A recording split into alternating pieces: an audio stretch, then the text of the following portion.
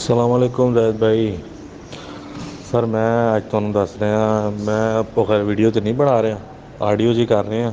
ਅੱਗੋਂ ਇਹਨੂੰ ਤੁਸੀਂ ਆਪਣੀ ਵੀਡੀਓ 'ਚ ਐਡ ਕਰ ਲਓ ਜਾਂ ਜਿਸ ਤਰ੍ਹਾਂ ਵੀ ਕਰ ਲਓ। ਅਤੇ ਮਲੇਸ਼ੀਆ ਦੇ ਬਾਰੇ ਸਰ ਜੋ ਕੌਨਸੈਪਟ ਹੈ ਇਸ ਟਾਈਮ ਪਾਕਿਸਤਾਨੀ ਆਵਾਮ ਇੰਡੀਆ ਜਾਂ ਬੰਗਲਾਦੇਸ਼ ਜਾਂ ਜਿਤਨੇ ਵੀ ਲੋਕ ਹੈਗੇ ਇਸ ਟਾਈਮ ਆਉਂਦੇ ਆ ਇੱਥੇ ਮੋਸਟਲੀ ਨਾ, ਅਤੇ ਉਹਨਾਂ ਦਾ ਇਹ ਹੁੰਦਾ ਹੈ ਕਿ ਯਾਰ ਕੰਪਨੀ ਵੀਜ਼ਾ ਮਿਲੇ। ਕੰਪਨੀ ਜਿਹੜੀ ਵੀ ਵੀਜ਼ਾ ਇਸ਼ੂ ਕਰੇਗੀ ਨਾ, ਠੀਕ ਹੈ, ਪਹਿਲੀ ਗੱਲ ਤਾਂ ਉਹ ਲੇਬਰ ਲੈਵਲ ਦਾ ਵੀਜ਼ਾ ਹੋਏਗਾ। ਅਤੇ ਉਹ ਵੀਜ਼ਾ ਇਸ਼ੂ ਕਰੇਗੀ, ਉਹ ਵੀਜ਼ਾ ਫਿਰ ਜਿਹੜਾ ਹੈ ਨਾ 6-7 ਹੱਥਾਂ ਤੋਂ ਹੁੰਦਿਆਂ ਉਹਦੀ ਪਾਕਿਸਤਾਨ ਜਦੋਂ ਉਹ ਪਹੁੰਚੇਗਾ ਨਾ 3.5 ਤੋਂ 4 ਲੱਖ ਰੁਪਏ ਉਹਦੀ ਕੀਮਤ ਹੋ ਜਾਏਗੀ। ਸਹੀ ਹੈ। ਅਤੇ ਉਹ ਉਸ ਤੋਂ ਬਾਅਦ ਫਿਰ ਏਜੰਟ ਟਿਕਟ ਦੇ ਪੈਸੇ ਪਾ ਅਤੇ ਮੈਡੀਕਲ ਕਰਾ ਅਤੇ ਯੇ ਕਰਾ ਅਤੇ ਵੋ ਕਰਾ, ਉਹ ਜਨਾਬ ਕਾਫੀ ਸਾਰੀ ਚੀਜ਼ਾਂ ਐਡ ਹੁੰਦੀਆਂ ਜਨਾਬ। ਇਹ 4 ਲੱਖ ਤੱਕ ਗੱਲ ਆਰਾਮ ਨਾਲ ਚਲੀ ਜਾਣੀ। 4 ਲੱਖ 'ਚ ਬੰਦਾ ਇੱਥੇ ਆਏਗਾ। ਇੱਥੇ ਆ ਕੇ ਜਨਾਬ ਏਅਰਪੋਰਟ ਦਾ ਸਭ ਤੋਂ ਬੜਾ ਮਸਲਾ, ਇੱਥੇ ਬੰਦਾ ਆ ਗਿਆ ਅਗਰ ਤਾਂ ਬੰਦਾ ਵਿਜ਼ਿਟ ਵੀਜ਼ੇ 'ਤੇ ਆਇਆ ਫਿਰ ਤਾਂ ਨੋ ਪ੍ਰੋਬਲਮ। ਅਗਰ ਉਹਦੇ 'ਚ ਇੰਨਾ ਕੋਨਫੀਡੈਂਸ ਹੈ, ਸ਼ੋ ਮਨੀ ਹੈ, ਹੋਟਲ ਦੀ ਰਿਜ਼ਰਵੇਸ਼ਨ ਹੈ, ਫਿਰ ਤਾਂ ਉਹ ਈਜ਼ੀਲੀ ਬਾਹਰ ਆ ਜਾਏਗਾ। ਅਗਰ ਇਹ ਚੀਜ਼ਾਂ ਨਹੀਂ ਹਨ ਤਾਂ ਉਹਨੂੰ ਜਨਾਬ ਆਫਿਸ 'ਚ ਭੇਜਤਾ ਜਾਏਗਾ। ਆਫਿਸ ਵਾਲੇ ਵੈਰੀਫਿਕੇਸ਼ਨ ਕਰਨਗੇ ਫੁੱਲ 100%। ਅਗਰ ਤਾਂ ਉਹ ਆਫਿਸ ਵਾਲੇ ਸੈਟਿਸਫਾਈਡ ਹੋਏ ਇਮੀਗ੍ਰੇਸ਼ਨ ਦੇ ਜਿਹੜੇ ਹੈਗੇ ਆ ਬੰਦੇ, ਫਿਰ ਉਹ ਬੰਦਾ ਬਾਹਰ ਆਏਗਾ, ਨਹੀਂ ਤਾਂ ਉਹ ਬੰਦਾ ਡਿਪੋਰਟ ਆ। ਫਿਰ ਉਸ ਤੋਂ ਬਾਅਦ ਜੀ ਜਿਹੜੇ ਬੰਦੇ ਕਾਲਿੰਗ ਵਾਲੇ ਆ ਜਾਂਦੇ, ਇਹ ਦੂਸਰੀ ਕੈਟੇਗਰੀ ਹੈ। ਕਾਲਿੰਗ ਵਾਲੇ ਜਿਹੜਾ ਮਤਲਬ ਬਿਲਕੁਲ ਲੀਗਲ ਤਰੀਕੇ 'ਚ ਆਉਂਦੇ ਆ, ਉਹ ਕਾਲਿੰਗ 'ਚ ਆ ਜਾਂਦੇ ਆ। ਅਤੇ ਹੁਣ ਕਾਲਿੰਗ 'ਚ ਇਹ ਹੁੰਦਾ ਹੈ ਕਿ ਮਤਲਬ 8-10 ਬੰਦੇ ਜਾਂ 20 ਬੰਦੇ ਇਸ ਤਰ੍ਹਾਂ ਦੀ ਕਾਲਿੰਗ ਹੁੰਦੀ ਹੈ। ਜਦੋਂ 20 ਬੰਦੇ ਹੁੰਦੇ ਆ ਅਤੇ ਉਹ ਉਹਨਾਂ ਦੇ ਜਿਹੜੇ ਬੌਸ ਆ ਇੱਥੇ ਚਾਈਨੀਜ਼ ਜਾਂ ਮਲਾਈ, ਇਹ ਦੋ ਮੋਸਟਲੀ ਬੌਸ ਹੁੰਦੇ ਆ ਕੰਪਨੀਆਂ ਦੇ। ਅਤੇ ਇਹ ਆਉਂਦੇ ਆ, ਕੋਈ ਪਤਾ ਨਹੀਂ ਇਹਨਾਂ ਦਾ, ਕੀ ਪਤਾ ਘੰਟੇ ਬਾਅਦ ਆ ਜਾਵਣ ਅਤੇ ਕੀ ਪਤਾ ਹਫ਼ਤੇ ਬਾਅਦ ਆਉਣ। ਜਹਾਂ ਤੱਕ ਤੁਹਾਡੀ ਕੰਪਨੀ ਦਾ ਜਿਹੜਾ ਬੌਸ ਹੈ ਉਹ ਨਹੀਂ ਏਅਰਪੋਰਟ 'ਤੇ ਆਏਗਾ, ਤੁਸੀਂ ਏਅਰਪੋਰਟ ਤੋਂ ਬਾਹਰ ਨਹੀਂ ਜਾ ਸਕਦੇ। ਮੈਂ ਐਸੇ ਵੀ ਬੰਦੇ ਵੇਖੇ ਆ ਕਿ ਜਿਹੜੇ 3-3 ਮਹੀਨੇ ਹੋ ਗਏ ਨੇ ਏਅਰਪੋਰਟ 'ਤੇ ਪਏ ਆ, ਉਹਨਾਂ ਦਾ ਬੌਸ ਹੀ ਨਹੀਂ ਆਇਆ।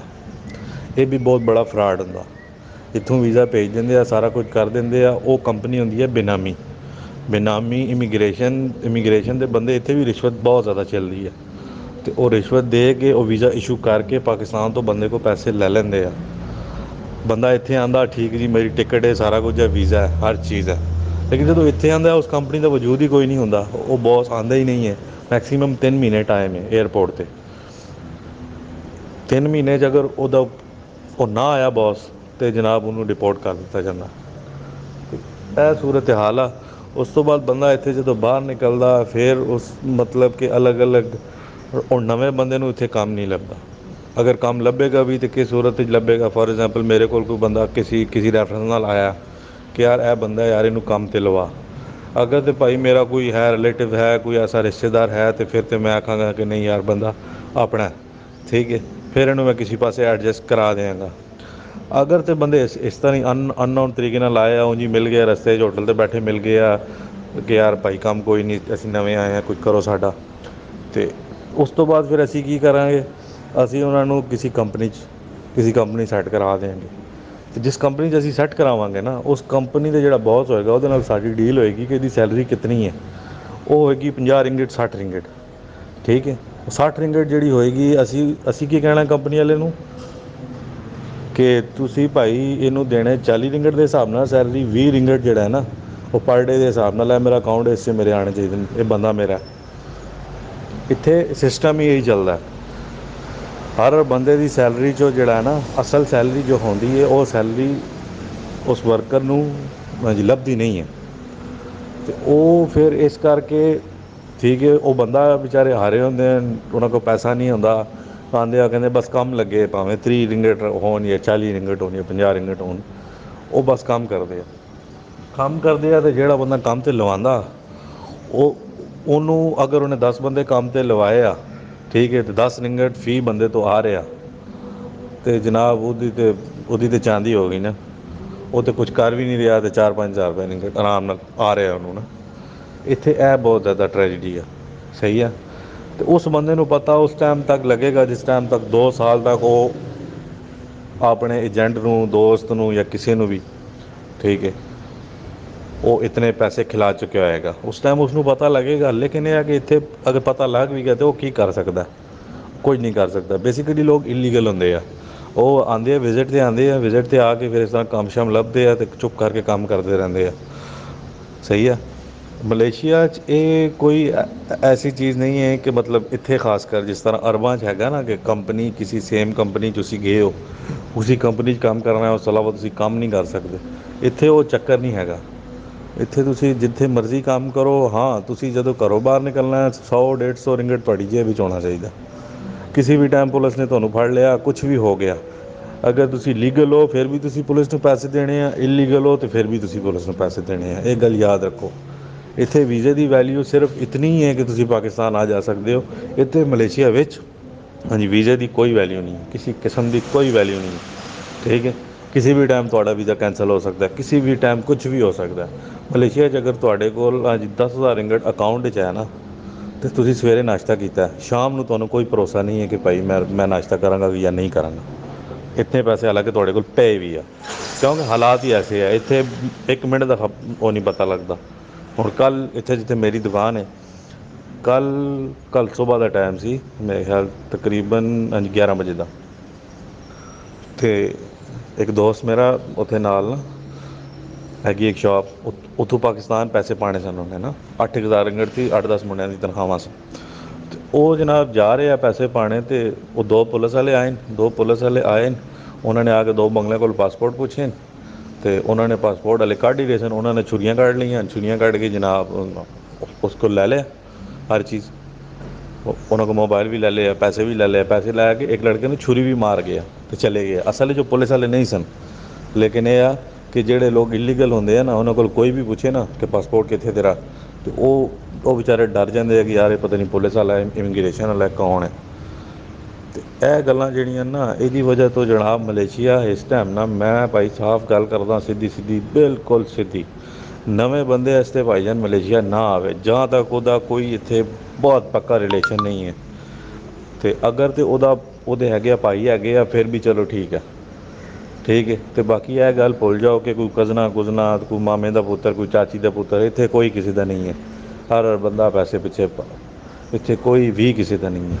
ਬਸ ਇਹ ਚੀਜ਼ ਮੈਂ ਤੁਹਾਨੂੰ ਦੱਸਣੀ ਸੀ ਕਿ ਤੁਸੀਂ ਇੰਝ ਕਰੋ ਕਿ ਆਪਣੇ ਚੈਨਲ ਦੇ ਥਰੂ ਜਿਹੜਾ ਨਾ ਤੁਸੀਂ ਕੁਝ ਦੱਸ ਦਿਓ ਲੋਕਾਂ ਨੂੰ ਕਿ ਯਾਰ ਇਹ ਸੀਨ ਇਸ ਤਰ੍ਹਾਂ ਦੀ ਜਿਹੜੀਆਂ ਨਾ, ਇੱਥੇ ਆਉਣਾ ਇਸ ਟਾਈਮ ਬਹੁਤ ਬੜਾ ਲੋਸ ਹੈ। ਕਿਉਂਕਿ ਇਹ ਹਾਂਜੀ ਦੁਬਈ ਜਾਂ ਸਾਊਦੀਆ ਜਾਂ ਅੱਗੇ ਪਿੱਛੇ ਜਿਹੜੇ ਮੁਲਕ ਆ, ਉੱਥੇ ਚਲੋ ਕੰਪਨੀ ਦਾ ਵੀਜ਼ਾ ਮਿਲ ਜਾਂਦਾ, ਤਨਖਾਹਾਂ ਘੱਟ ਆ ਜ਼ਿਆਦਾ ਵਾ, ਲੇਕਿਨ ਇਹ ਆ ਕਿ ਉੱਥੇ ਮਿਲਦੀਆਂ ਹੈਗੀਆਂ। ਸਾਊਦੀਆ 'ਤੇ ਬਹੁਤ ਬੁਰੇ ਹਾਲਾਤ ਆ, ਠੀਕ ਹੈ, ਬਾਕੀ ਮਿਲ ਜਾਂਦੀਆਂ। ਇੱਥੇ ਕੋਈ ਭਰੋਸਾ ਨਹੀਂ ਹੈ। ਇੱਥੇ ਤੁਸੀਂ ਕੰਮ ਕੀਤਾ, ਹਾਂਜੀ ਮਹੀਨੇ ਬਾਅਦ ਉਹ ਜਿਹੜਾ ਤੁਹਾਡਾ ਬੌਸ ਹੋਣਾ ਉਹਨੇ ਕਹਿਣਾ ਕੋਈ ਸੈਲਰੀ ਨਹੀਂ, ਚਲੋ ਨਿਕਲੋ। ਤੁਸੀਂ ਕੁਛ ਨਹੀਂ ਕਰ ਸਕਦੇ। ਪਹਿਲੀ ਗੱਲ ਤਾਂ ਇਹ ਤੁਸੀਂ ਇਲੀਗਲ ਹੋਣਾ, ਇਲੀਗਲ ਬੰਦਾ ਨਾ ਥਾਣੇ ਜਾ ਸਕਦਾ, ਨਾ ਹੋਸਪਿਟਲ ਜਾ ਸਕਦਾ, ਕਿਸੇ ਪਾਸੇ ਨਹੀਂ ਜਾ ਸਕਦਾ। ਸਹੀ ਹੈ। ਅਤੇ ਇਹ ਸਾਰੀਆਂ ਚੀਜ਼ਾਂ ਵਾ। ਬਾਕੀ ਇਹ ਆ ਕਿ ਉਹ ਮਤਲਬ ਵੀਜ਼ੇ ਦੀ ਜੋ ਕੈਟੇਗਰਾਈਜੇਸ਼ਨ ਆ, ਉਹ ਵੀ ਤੁਹਾਨੂੰ ਮੈਂ ਦੱਸ ਦੇਣਾ। ਸਭ ਤੋਂ ਲੋਅ ਲੈਵਲ ਵੀਜ਼ਾ ਵਾ। ਹੋਰ ਸਰ ਰਹਿ ਗਈ ਉਹ ਵੀਜ਼ੇ ਦੀ ਕੈਟਾਗਰਾਈਜੇਸ਼ਨ। ਸਭ ਤੋਂ ਇੱਥੇ ਜਿਹੜਾ ਨਾ ਘੱਟ ਵੀਜ਼ਾ, ਬਿਲਕੁਲ ਜਿਹੜਾ ਹਾਂਜੀ ਲੋਅ ਲੈਵਲ ਵੀਜ਼ਾ ਜਿਹਨੂੰ ਕਹਿਲਾਇਆ ਜਾਂਦਾ, ਉਹ ਵੇ ਪਲਾਂਟੇਸ਼ਨ ਵਰਕਰ ਦਾ। ਉਸ ਤੋਂ ਬਾਅਦ ਆ ਜਾਂਦਾ ਕੰਸਟਰਕਸ਼ਨ। ਪਲਾਂਟੇਸ਼ਨ ਵਰਕਰ ਦੇ ਜਿਹੜੀ ਪਾਕਿਸਤਾਨ ਤੋਂ ਬੰਦਾ ਆਉਂਦਾ, ਉਹਦਾ ਜੋ ਅਸਲ ਰੇਟ ਆ, ਉਹ ਤਕਰੀਬਨ 2,20,000 ਰੁਪਇਆ ਵਾ, ਵਿਦ ਟਿਕਟ ਹਰ ਚੀਜ਼ ਪਾ ਕੇ, ਮੈਡੀਕਲ ਹਰ ਚੀਜ਼ ਪਾ ਕੇ 2,20,000 ਰੁਪਇਆ। ਉਸ ਤੋਂ ਬਾਅਦ ਆ ਜਾਂਦਾ ਕੰਸਟਰਕਸ਼ਨ। ਠੀਕ ਹੈ।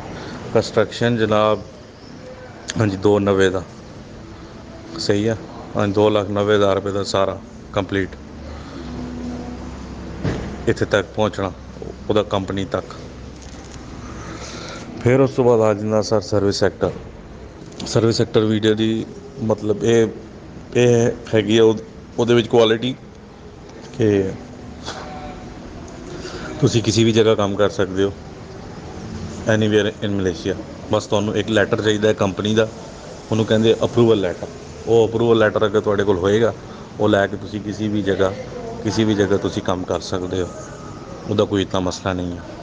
ਉਸ ਤੋਂ ਬਾਅਦ ਆ ਜਾਂਦਾ ਆਊਟਸੋਰਸ, ਉਹ ਵੀ ਇਹੀ ਚੀਜ਼ ਆ, ਕੋਈ ਇਤਨਾ ਫਰਕ ਨਹੀਂ ਹੈ। ਉਸ ਤੋਂ ਬਾਅਦ ਆ ਜਾਂਦਾ ਪ੍ਰੋਫੈਸ਼ਨਲ ਵੀਜ਼ੇ ਵਿੱਚ ਉਹ ਤਾਂ ਕੈਟੇਗਰੀ ਹੋਰ ਆ, ਹਾਈ ਲੈਵਲ ਕੈਟੇਗਰੀ ਆ। ਠੀਕ ਹੈ। ਉਹ ਅਗਰ ਪਾਕਿਸਤਾਨ ਤੋਂ ਬੰਦਾ ਆਉਂਦਾ ਹੈ ਤਾਂ ਉਹ ਤਕਰੀਬਨ 11-12 ਹਜ਼ਾਰ ਰਿੰਗਟ, ਮਤਲਬ ਕਿ 3 ਸਾਢੇ 3 4 ਸਾਢੇ 4 ਲੱਖ ਰੁਪਇਆ ਦਾ ਉਹ ਪਾਕਿਸਤਾਨ ਤੋਂ ਵੀਜ਼ਾ ਹੈ ਅਸਲ ਪ੍ਰਾਈਜ਼ ਵਿੱਚ। ਸਹੀ ਹੈ। ਲੇਕਿਨ ਕੀ ਇਹ ਏਜੰਟਾਂ ਕੋਲੋਂ ਅਗਰ ਤੁਸੀਂ ਜਿਸ ਕੋਲੋਂ ਵੀ ਲੈਣਾ 6-7 ਤੋਂ ਘੱਟ ਤੁਹਾਨੂੰ ਨਹੀਂ ਲੱਭਣਾ, ਸਾਫ ਸੁਥਰੀ ਗੱਲ। ਅਤੇ ਇਹ ਵੀਜ਼ਾ ਉਹੀ ਲੈਂਦਾ ਹੈ ਜਿਹੜਾ ਬੰਦਾ ਮਲੇਸ਼ੀਆ ਇੱਕ ਦਫਾ ਹੋ ਕੇ ਚਲਾ ਜਾਂਦਾ, ਮਤਲਬ ਜਿਹੜਾ ਇੱਥੇ ਆ ਕੇ ਹਾਂਜੀ ਵੇਖ ਲੈਂਦਾ ਹਾਲਾਤ ਵਾਕਿਆਤ ਕੀ ਹਨ, ਉਸ ਤੋਂ ਬਾਅਦ ਹੀ ਕੋਈ ਬੰਦਾ ਐਸਾ ਮਤਲਬ ਐਸਾ ਸਟੈਪ ਲੈਂਦਾ। ਬਾਕੀ ਜੋ 80% ਅਵਾਮ ਹੈ ਉਹ ਆਉਂਦੀ ਹੈ ਕਿਹੜੇ ਵੀਜ਼ੇ 'ਤੇ, ਕੰਸਟਰਕਸ਼ਨ 'ਤੇ ਪਲਾਂਟੇਸ਼ਨ ਦੇ ਵਰਕਰ 'ਤੇ। ਕੰਸਟਰਕਸ਼ਨ 'ਤੇ ਆ ਕੇ ਜਨਾਬ ਕੋਈ ਹਾਲ ਨਹੀਂ ਤੁਹਾਡਾ, ਕੰਮ ਤੁਸੀਂ ਕੁਛ ਵੀ ਕਰੋ ਠੀਕ ਹੈ। ਅਗਰ ਕਿਸੇ ਹੋਰ ਕੰਮ ਕਰਦੇ ਫੜੇ ਗਏ ਤਾਂ ਉਹ ਵੀ ਇਮੀਗ੍ਰੇਸ਼ਨ ਅੰਦਰ, ਫਿਰ ਇੱਥੇ ਮਲੇਸ਼ੀਆ ਦੀ ਜੇਲ੍ਹ, ਅੱਲਾ ਹੀ ਮਾफ़ ਕਰੇ, ਅੱਲਾ ਹੀ ਮਾफ़ ਕਰੇ, ਐਸੀ ਜੇਲ੍ਹ ਹੈ। ਅਤੇ ਬਸ ਇਹ ਚੀਜ਼ਾਂ ਵਾ, ਇਹ ਮੈਂ ਕਿਹਾ ਤੁਹਾਨੂੰ ਮੈਂ ਦੱਸ ਦਿਆਂ। ਅਤੇ ਬਕਾਇਆ ਹੋਰ ਕੋਈ ਹੋਵੇ ਤਾਂ ਭਾਈ ਉਹ ਵੀ ਮੇਰੇ ਕੋਲ ਪੁੱਛੋ ਤੁਸੀਂ, ਕਿਸੇ ਕਿਸਮ ਦੀ ਕੋਈ ਨੌਲੇਜ ਚਾਹੀਦੀ ਹੈ ਕਿ ਕਿਸ ਤਰ੍ਹਾਂ ਹੈ ਕਿਸ ਤਰ੍ਹਾਂ ਨਹੀਂ ਹੈ। ਇਹ ਵੀਜ਼ੇ ਦੇ ਬਾਰੇ 'ਚ ਵੀ ਸਾਰੀ ਕੈਟੇਗਰਾਈਜੇਸ਼ਨ ਮੈਂ ਤੁਹਾਨੂੰ ਦੱਸ ਦਿੱਤੀ ਹੈ। ਇਹ ਵੀਜ਼ੇ ਦੀ ਉਹ ਆ ਟਰਮਜ਼ ਆ, ਠੀਕ ਹੈ।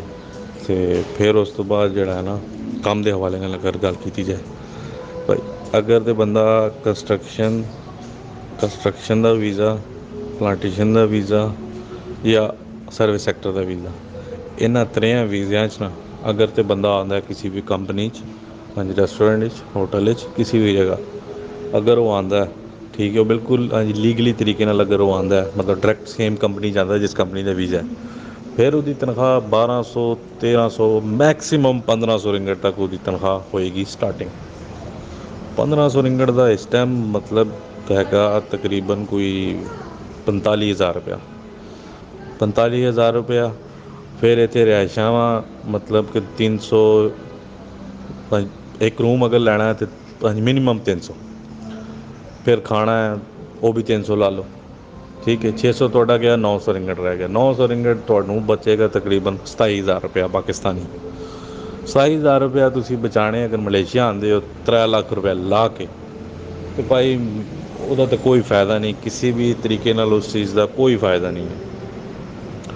ਅਤੇ ਬਸ ਇਹੀ ਲੋਕਾਂ ਦਾ ਅੱਗੇ ਮੈਸੇਜ ਪਹੁੰਚਾਓ ਕਿ ਜਿਹੜੇ ਲੋਕ ਇੱਥੇ ਭੱਜੇ ਆਉਂਦੇ ਆ ਉਹ KLCC ਵੇਖ ਕੇ, ਉਹ ਜਿਹੜੇ ਹੈਗੇ ਆ ਟਵਿਨ ਟਾਵਰਸ, ਉਹਨਾਂ ਨੂੰ ਵੇਖ ਕੇ ਜਿਹੜੇ ਲੋਕ ਆ ਜਾਂਦੇ ਆ ਕਿ ਯਾਰ ਉੱਥੇ ਤਾਂ ਬੜੇ ਮਤਲਬ ਠੀਕ ਆ, ਅਤੇ ਜੇ ਹੈ ਉੱਥੇ ਤਾਂ ਬੜਾ ਮਾਹੌਲ ਹੈ ਐਸਾ ਵੈਸਾ।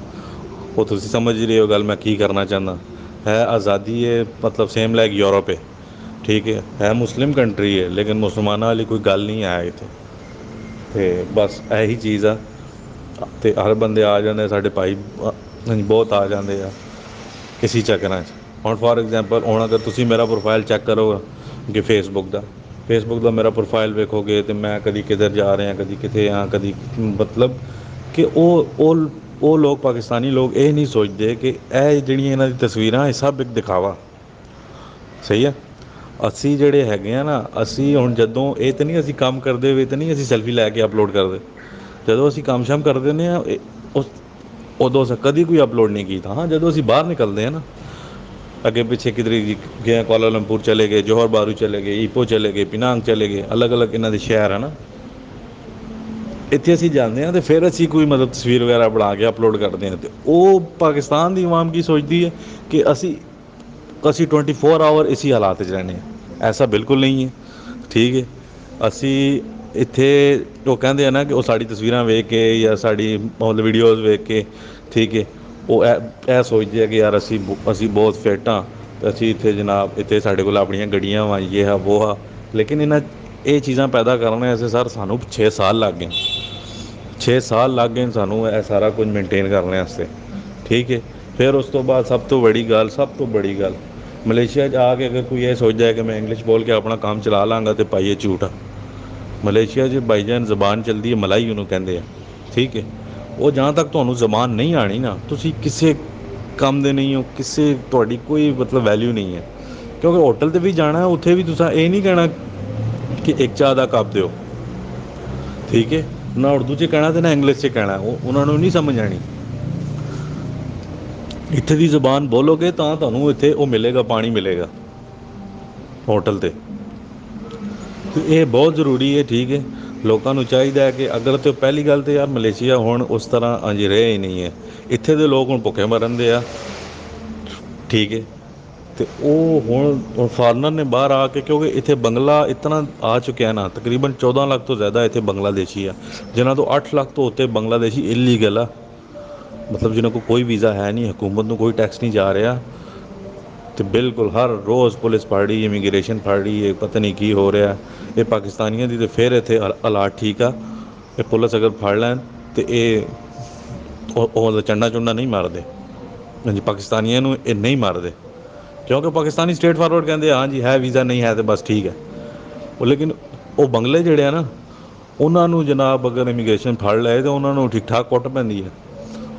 ਅਤੇ ਇਸ ਵਜ੍ਹਾ ਤੋਂ ਜਿਹੜਾ ਨਾ ਕਾਫੀ ਪਾਕਿਸਤਾਨੀ ਪਿੱਛੇ, ਜਿਸ ਟਾਈਮ ਤਕਰੀਬਨ ਅੱਜ ਤੋਂ 1.5 ਸਾਲ ਪਹਿਲੇ ਇਹਦੀ ਮਲੇਸ਼ੀਆ ਦੀ ਕਰੰਸੀ ਜਿਹੜੀ ਹੈ ਨਾ ਪਾਕਿਸਤਾਨੀ, ਇੱਥੇ ਦਾ 1 ਰਿੰਗਟ ਅਤੇ ਮਲੇਸ਼ੀਆ ਉੱਥੇ ਪਾਕਿਸਤਾਨੀ ਦਾ, ਹਾਂਜੀ ਪਾਕਿਸਤਾਨੀ ਕਰੰਸੀ ਦੇ ਮੁਤਾਬਕ ਹੋ ਗਿਆ ਸੀ ਹਾਂਜੀ 22, ਹਾਂਜੀ ਉਹ ਮਤਲਬ 22 ਰੁਪਏ ਦੇ ਹਿਸਾਬ ਨਾਲ ਜਦੋਂ ਹੋ ਗਿਆ ਸੀ, ਤਾਂ ਬਹੁਤ ਸਾਰੇ ਲੋਕ ਇੱਥੋਂ ਜਿਹੜੇ ਹੈ ਸਨ ਨਾ, ਬਿਜ਼ਨਸਮੈਨ ਵੀ ਜਾਂ ਜਿਹੜੇ ਆਮ ਬੰਦੇ ਵੀ ਸਨ, ਕਾਫੀ ਬੰਦੇ ਇੱਥੋਂ ਮੂਵ ਕਰ ਗਏ ਆ। ਉਹਦੀ ਵਜ੍ਹਾ ਤੋਂ ਪਾਕਿਸਤਾਨੀਆਂ ਦੀ ਇੱਥੇ ਹੁਣ ਤਾਦਾਦ ਠੀਕ ਹੈ, ਐਡੀ ਜ਼ਿਆਦਾ ਨਹੀਂ ਹੈ। ਲੇਕਿਨ ਉਹੀ ਗੱਲ ਦੱਸਦਾ ਕਿ ਭਾਈ ਅਗਰ ਤਾਂ ਤੁਹਾਡਾ ਕੋਈ ਸਿਸਟਮ ਹੈ, ਜਾਂ ਤਾਂ ਤੁਸੀਂ ਤੁਹਾਡੇ ਮਤਲਬ ਇਤਨਾ ਉਹ ਹਿੰਮਤ ਹੈ ਤੁਹਾਡੇ ਅੰਦਰ ਕਿ ਯਾਰ ਤੁਸੀਂ ਜਿਹੜਾ ਹੈ ਨਾ ਇੱਥੇ ਆ ਸਕਦੇ ਹੋ, ਇੱਥੇ ਆ ਕੇ ਇੱਥੇ ਦੀ ਤਕਲੀਫਾਂ ਸਾਰਾ ਕੁਝ ਬਰਦਾਸ਼ਤ ਕਰ ਸਕਦੇ ਹੋ, ਅਤੇ ਫਿਰ ਤਾਂ ਠੀਕ ਹੈ, ਫਿਰ ਤਾਂ ਕੋਈ ਗੱਲ ਨਹੀਂ। ਠੀਕ ਹੈ, ਲੇਕਿਨ ਇੱਥੇ ਆ ਕੇ ਅਗਰ ਤੁਸੀਂ ਕਹੋ ਕਿ ਭਾਈ ਮੈਂ ਤਾਂ ਜਨਾਬ ਹੁਣ ਮੈਂ ਇੱਥੇ ਥੱਲੇ ਨਹੀਂ ਸੋ ਸਕਦਾ, ਅਤੇ ਇੱਥੇ ਠੰਡ ਹੈ, ਜਾਂ ਇੱਥੇ ਉਹ ਕੀੜੇ ਮਕੌੜੇ ਆ, ਅਤੇ ਇਹ ਹੈ ਅਤੇ ਉਹ ਹੈ, ਇਹ ਚੀਜ਼ਾਂ ਸੋਚੋਗੇ ਤਾਂ ਭਾਈ ਫਿਰ ਮੇਰਾ ਭਰਾ ਤੁਸੀਂ ਨਾ ਹੀ ਆਓ। ਠੀਕ ਹੈ, ਅਸੀਂ ਜਿਹੜੇ ਹੈਗੇ ਹਾਂ, ਜਿਹੜਾ ਮਤਲਬ ਜੀ ਮੇਰਾ ਗਰੁੱਪ ਆ, ਅਸੀਂ 3 ਦੋਸਤ ਆਏ ਸੀ ਪਾਕਿਸਤਾਨ ਤੋਂ। ਇੱਕ ਮਹੀਨਾ ਰਹਿ ਕੇ ਚਲਾ ਗਿਆ, ਇੱਕ ਸਾਲ ਰਹਿ ਕੇ ਚਲਾ ਗਿਆ, ਅੱਜ ਮੈਨੂੰ 6ਵਾਂ ਸਾਲ ਹੈ ਇੱਥੇ। ਉਹ ਦੋਵੇਂ ਪਾਕਿਸਤਾਨ ਚਲੇ ਗਏ। ਹੁਣ ਮੈਂ ਇਕੱਲਾ ਵਾਂ। ਠੀਕ ਹੈ, ਮਤਲਬ ਇੱਥੇ ਉਸ ਗਰੁੱਪ 'ਚ ਮੈਂ ਇਕੱਲਾ ਹੀ ਸਾਂ। ਅਸੀਂ ਆਏ ਵੀ ਆਪਣੀ ਮਰਜ਼ੀ ਨਾਲ ਸੀ, ਕਿਸੇ ਏਜੰਟ ਦੇ ਥਰੂ ਨਹੀਂ ਆਏ ਸੀ, ਅਸੀਂ ਆਪ ਹੀ ਆਏ ਸੀ ਬਸ ਵਿਜ਼ਿਟ 'ਤੇ। ਅਤੇ ਉਹ ਫਿਰ ਆ ਕੇ ਇੱਥੇ ਹੀ ਰਹਿ ਗਏ, ਇੱਥੇ ਦੇ ਹੀ ਹੋ ਕੇ ਰਹਿ ਗਏ। ਅਤੇ ਗੱਲ ਇਹ ਵੇ ਕਿ ਅਗਰ ਤਾਂ ਭਾਈ ਇਨਸਾਨ ਦਾ ਇਰਾਦਾ ਮਜ਼ਬੂਤ ਹੈ ਨਾ, ਮਲੇਸ਼ੀਆ 'ਚੋਂ ਪੈਸੇ ਬੰਦਾ ਕੱਢ ਸਕਦਾ, ਇਹ ਗੱਲ ਨਹੀਂ ਹੈ ਕਿ ਨਹੀਂ ਕੱਢ ਸਕਦਾ। ਲੇਕਿਨ ਉਸ ਵਾਸਤੇ ਤੁਹਾਨੂੰ ਉਸ ਲੈਵਲ 'ਤੇ ਆਉਣਾ ਪਏਗਾ, ਉਸ ਲੈਵਲ 'ਤੇ ਆਉਣਾ ਪਏਗਾ। ਤੁਹਾਨੂੰ ਪਤਾ ਹੋਏਗਾ ਹਰ ਚੀਜ਼ ਦਾ, ਇਮੀਗ੍ਰੇਸ਼ਨ ਲਾਜ਼, ਕਾਨੂੰਨ, ਇਹ ਉਹ ਹਰ ਚੀਜ਼ ਦੇ ਬਾਰੇ 'ਚ ਤੁਹਾਨੂੰ ਪਤਾ ਹੋਏਗਾ ਕਿ ਹਾਂ ਭਾਈ ਮੈਂ ਅਗਰ ਇੱਥੋਂ ਮਤਲਬ ਜੋਹਰ ਬਾਰੂ ਤੋਂ ਮੈਂ KL ਜਾਣਾ, ਤਾਂ ਮੈਂ ਕਿੱਥੇ ਕਿੱਥੇ ਜਾਣਾ। ਜਦ ਤੱਕ ਤੁਸੀਂ ਕਿਸੇ ਵੀ ਕੰਟਰੀ ਦੇ ਮਾਸਟਰ ਨਹੀਂ ਹੁੰਦੇ ਨਾ, ਤਬ ਤੱਕ ਤੁਸੀਂ ਭੁੱਲ ਜਾਓ ਕਿ ਤੁਸੀਂ ਪੈਸਾ ਕਮਾਓਗੇ ਉੱਥੋਂ। ਪਹਿਲੇ ਆਪਣੇ ਆਪ ਨੂੰ ਉਹ ਕਰੋ, ਇਨਕਰੀਜ਼ ਕਰੋ, ਉਸ ਲੈਵਲ 'ਤੇ ਲੈ ਕੇ ਆਓ। ਉਸ ਤੋਂ ਬਾਅਦ ਤੁਸੀਂ ਭਾਈ ਇੱਥੇ ਕੰਮ ਵੀ ਕਰੋਗੇ। ਇੱਥੇ ਇਹ ਆ ਕਿ ਆਪਣਾ ਕੰਮ ਬੰਦਾ ਕਰ ਸਕਦਾ, ਕੋਈ ਐਸਾ ਮਸਲਾ ਨਹੀਂ ਹੈ। ਅਗਰ ਤਾਂ ਉਹਦੇ ਕੋਲ ਥੋੜ੍ਹਾ ਜਿਹਾ ਦਿਮਾਗ ਹੈਗਾ, ਉਹ ਆਪਣਾ ਕੰਮ ਕਰੇ। ਲੇਕਿਨ ਮੈਂ ਇਹ ਮਸ਼ਵਰਾ ਹਰਗਿਜ਼ ਨਹੀਂ ਦਿੰਦਾ ਕਿ ਬੰਦਾ ਆਉਣ ਦੇ ਨਾਲ ਹੀ ਕਿਸੇ ਆਪਣੇ ਕੰਮ 'ਚ ਹੱਥ ਪਾਏ। ਆਪਣੇ ਕੰਮ 'ਚ ਆਉਣ ਦੇ ਨਾਲ ਕੋਈ ਨਵਾਂ ਬੰਦਾ ਕੰਮ ਪਾਏਗਾ ਅਤੇ ਉਹਨੂੰ ਪਤਾ ਵੀ ਨਹੀਂ ਲੱਗੇਗਾ ਇਹ ਸਾਰਾ ਕੁਝ ਬਿਜ਼ਨਸ ਕਿੱਧਰ ਗਿਆ। ਕਿਉਂਕਿ ਇੱਥੇ ਦੇ ਜਿਹੜੇ ਹੈਗੇ ਆ ਪੁਰਾਣੇ ਲੋਕ ਆ, ਉਹ ਬਹੁਤ ਫਨਕਾਰ ਆ। ਠੀਕ ਹੈ, ਅਤੇ ਉਹ ਫਨਕਾਰੀ ਇਤਨੀ ਜ਼ਿਆਦਾ ਹੈ ਨਾ, ਕਿਉਂਕਿ ਪਾਕਿਸਤਾਨ ਵਾਲਾ ਜਿਹੜਾ ਵੀ ਫਨਕਾਰ ਹੋਏਗਾ ਨਾ, ਉਹ ਆਪਣੇ ਆਪ ਨੂੰ ਬੜਾ ਸਮਝਦਾ ਹੋਏਗਾ ਕਿ ਮੈਂ ਬਹੁਤ ਤੇਜ਼ ਤਰਾਰ ਬੰਦਾ। ਲੇਕਿਨ ਉਹ ਮਲੇਸ਼ੀਆ ਜਦੋਂ ਆਏਗਾ ਨਾ, ਉਹ ਬਿਲਕੁਲ ਜ਼ੀਰੋ ਆ ਸਾਡੇ ਲਈ। ਕਿਉਂ? ਇੱਥੇ ਦੀ ਗੱਲਾਂ ਹੋਰ ਆ। ਉਹ ਪਾਕਿਸਤਾਨ ਹੈ, ਮਲੇਸ਼ੀਆ, ਜ਼ਮੀਨ ਅਸਮਾਨ ਦਾ ਫ਼ਰਕ ਆ। ਅਸੀਂ ਅਗਰ ਇੱਥੇ 6 ਸਾਲ ਤੋਂ ਰਹਿ ਰਹੇ ਹਾਂ, ਤਾਂ ਆਖਿਰਕਾਰ ਸਾਡਾ ਵੀ ਕੋਈ ਤਜਰਬਾ। ਠੀਕ ਹੈ, ਉਹ ਨਵਾਂ ਬੰਦਾ ਆ ਕੇ ਸਾਡੇ ਮੁਕਾਬਲੇ ਨਹੀਂ ਖਲੋ ਸਕਦਾ। ਅਤੇ ਇਹ ਲੋਕ ਸੋਚਦੇ ਨਹੀਂ ਆ ਕੇ ਕਰਦੇ ਆ। ਮੈਂ ਤੁਹਾਨੂੰ ਇੱਕ ਹੋਰ ਇੱਕ ਮਜ਼ੇ ਦਾ ਵਾਕਿਆ ਸੁਣਾਉਣਾ। ਮੇਰਾ ਇੱਕ ਦੋਸਤ ਹੈ ਪੱਟੀ, ਅਤੇ ਅਸੀਂ ਉਸ ਟਾਈਮ ਅਸੀਂ ਕੋਈ 6-7 ਜਣੇ ਸਾਂ। ਅਸੀਂ ਉੱਥੇ ਰਹਿੰਦੇ ਸਾਂ, ਕੁਆਲਾਲੰਪੁਰ ਦੇ ਨਾਲ ਇੱਕ ਸ਼ਹਿਰ ਹੈ ਸਰਮਨ। ਅਸੀਂ ਉੱਥੇ ਸਰਮਨ ਰਹਿੰਦੇ ਸਾਂ, ਅਤੇ ਉੱਥੋਂ ਨਾਲ ਹੀ ਏਅਰਪੋਰਟ ਹੈ KLI, ਜਿਹੜਾ ਏਅਰਪੋਰਟ ਹੈ ਨਾ ਮਲੇਸ਼ੀਆ ਦਾ ਇੰਟਰਨੈਸ਼ਨਲ ਏਅਰਪੋਰਟ ਹੈ, ਉੱਥੇ ਨਾਲ ਹੀ ਤਕਰੀਬਨ 50 ਕਿਲੋਮੀਟਰ ਦੂਰ ਹੈ ਉੱਥੋਂ। ਅਤੇ ਭੱਟੀ ਦਾ ਫੋਨ ਆਇਆ, ਯਾਰ ਮੇਰੇ 2 ਬੰਦੇ ਪਾਕਿਸਤਾਨ ਤੋਂ ਆ ਰਹੇ ਆ, ਅਤੇ ਯਾਰ ਉਹਨਾਂ ਨੂੰ ਏਅਰਪੋਰਟ ਤੋਂ ਰਿਸੀਵ ਕਰ। ਅਸੀਂ ਚਲੇ ਗਏ ਜਨਾਬ। ਜਾ ਕੇ ਉਹ 2 ਬੰਦੇ ਸਨ, ਮੇਰੇ ਖਿਆਲ 'ਚ ਸਿਆਲਕੋਟ ਦੇ ਸਨ।